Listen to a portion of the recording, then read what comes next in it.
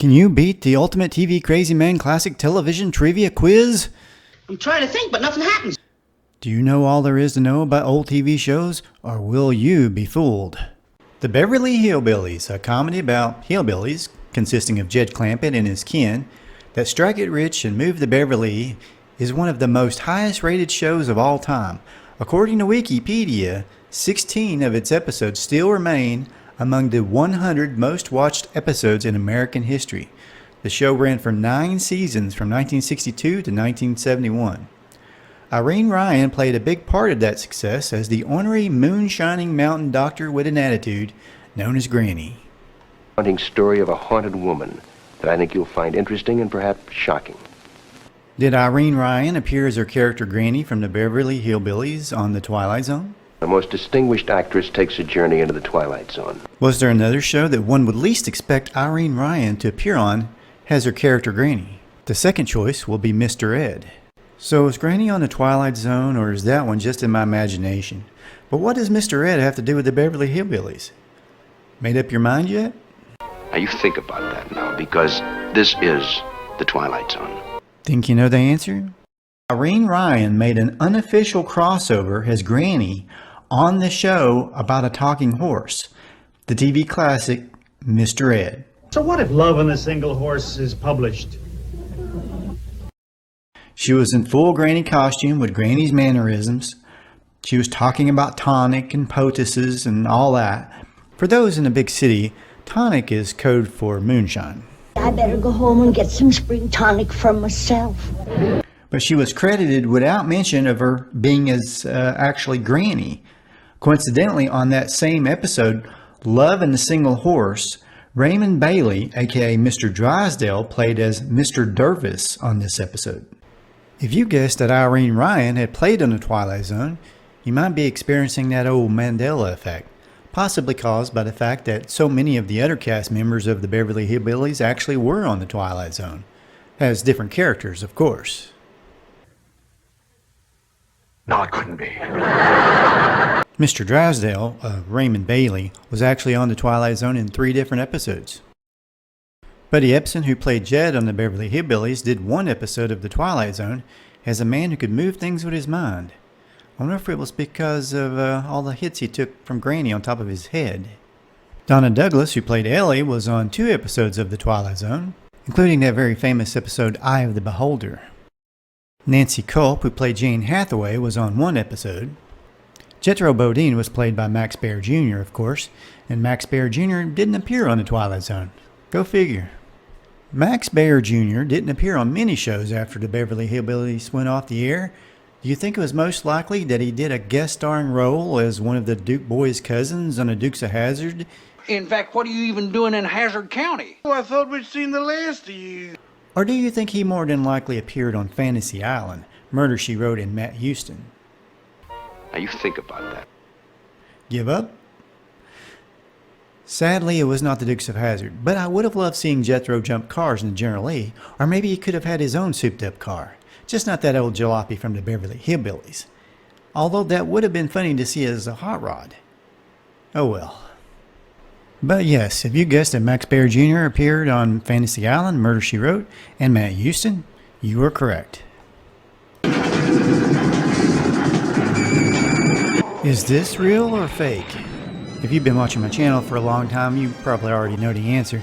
But for everybody else, did the $6 Million Man ever fight the Hulk? Did the Hulk or the Bionic Man even exist in the same universe? Well, it never hurts to ask. How about the Hulk versus Wonder Woman?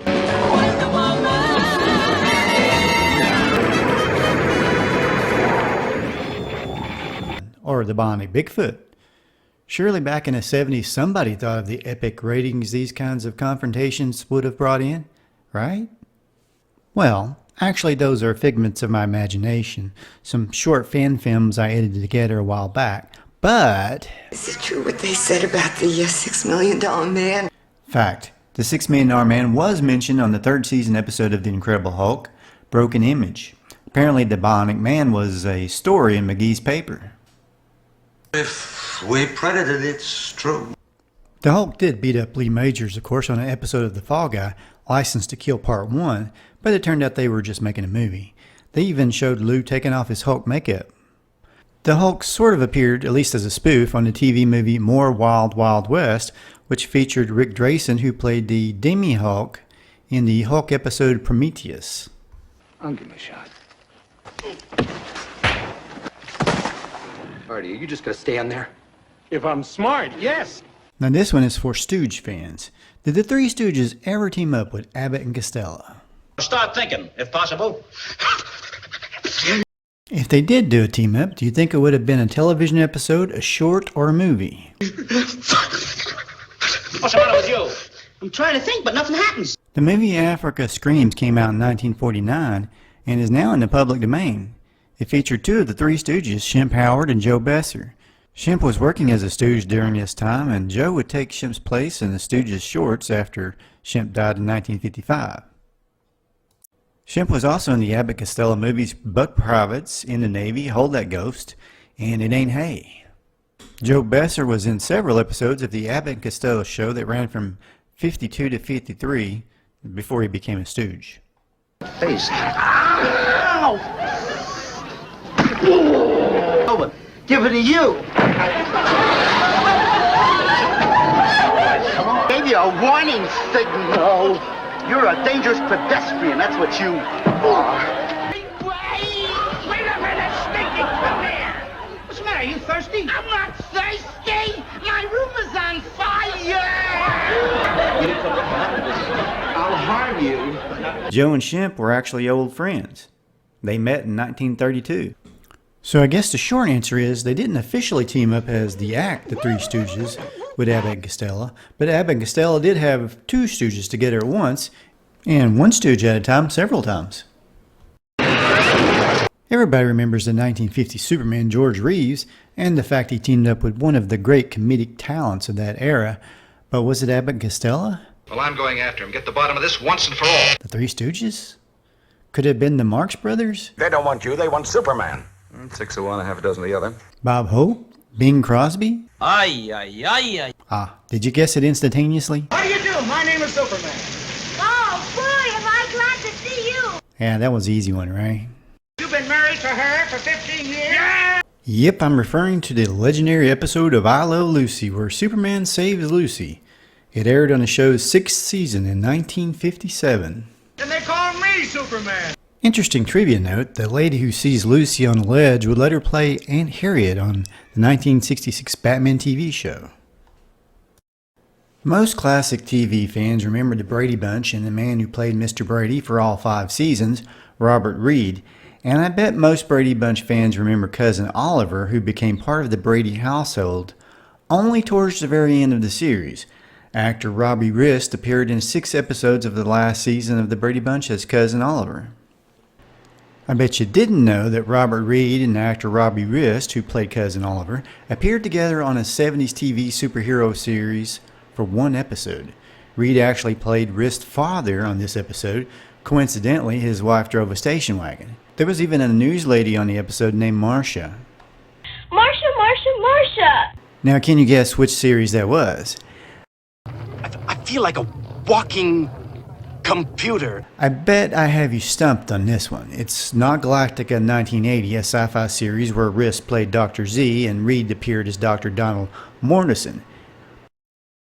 My mind races so fast. Maybe that series The $6 Million Man, perhaps, or The Bionic Woman? I'll ask you one more time. Anybody remember Lucan, the Wolf Boy? There was that one with Wonder Woman that Reed appeared on. There were other superhero shows from the 70s like The Invisible Man, Man from Atlantis. Has to be one of those shows, but which one? Have you guessed it yet?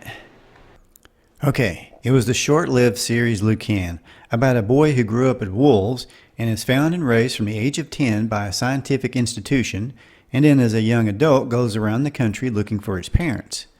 He basically has the powers of a wolf. His eyes glow, he can jump and move quicker than ordinary men. I think he could smell things, stuff like that. The episode was entitled Pariah, airing in March of 1978.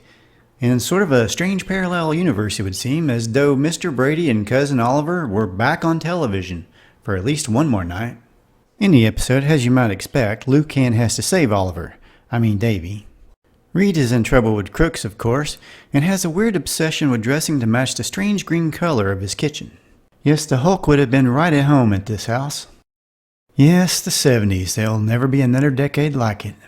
I also think they stole some furniture from the Brady Bunch TV show. And look at that television. Doesn't that bring back memories? Now, Robbie Rist, had connections to other superheroes. He was on 3 episodes of The Bionic Woman, and he was the voice of Michelangelo on the first Teenage Mutant Ninja Turtle movies, which is pretty awesome. And he appeared on this one Saturday morning TV series that for some reason sticks in the back of my mind to this day, about a man who de-ages to a kid, Big John Little John, way back in 1976. John Martin, your husband. You might be able to fool somebody else, but you can't fool me. I found this next bit of news very sad to hear, especially since I just rediscovered the series Lucan on DVD, having not seen it since I was a kid. Just last week I heard that the Lucan star Kevin Brophy had died in May of 2024 from a long battle with cancer. He was 70 years old. He led an interesting life. According to Wikipedia, he worked as a valet between 1983 and 2009 while continuing to act. In 2012, a man he never met bequeathed half of his estate, which included a huge farm, a total estate that added up to about $1 million, to him and another actor, Peter Barton, because he enjoyed their acting. Both actors that played on a movie called Hell Night. Okay, let's go back to the Bradys. Can you guess which superheroes appeared with the Brady Kids? Was it the Incredible Hulk? Was it Spider-Man?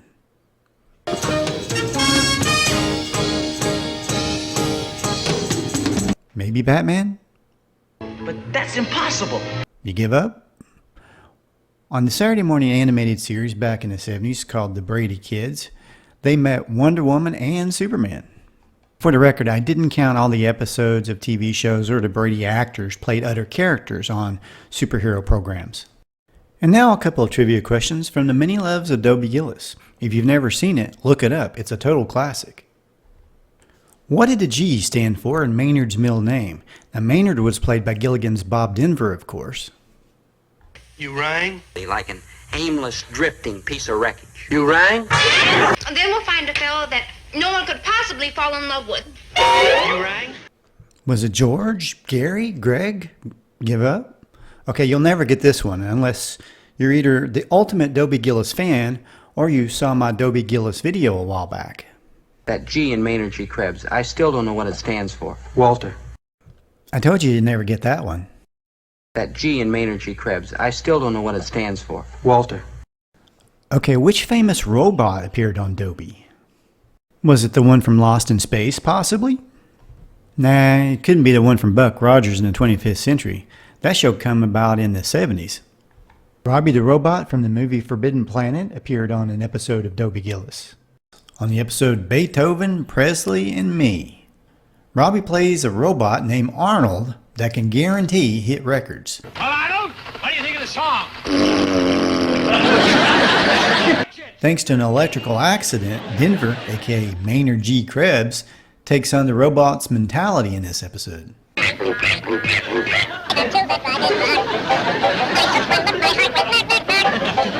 Nope, I didn't speed up the film if that's what you're thinking. It's really Robbie the robot singing.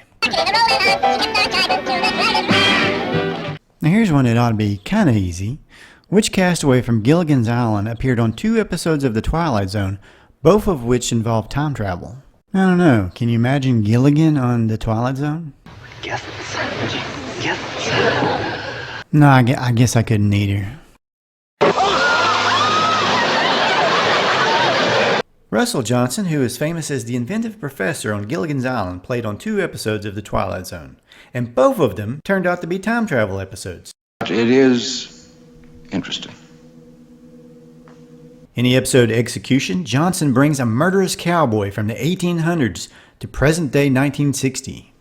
Only in the last few moments did he seem to have any grasp of what has occurred. That's far right out of there. In the second episode, Back There, he goes all the way back to 1865, the day Abraham Lincoln was shot. The president's gonna be shot tonight! You know, I think time travel is the only thing they didn't do on Gilligan's Island. Okay, well, I guess that's it for now. If you'd like to see more trivia game videos in the future, let me know in the comments. Hit like, subscribe if you haven't already, and share this video with friends. Thanks so much for watching, and y'all have a great day.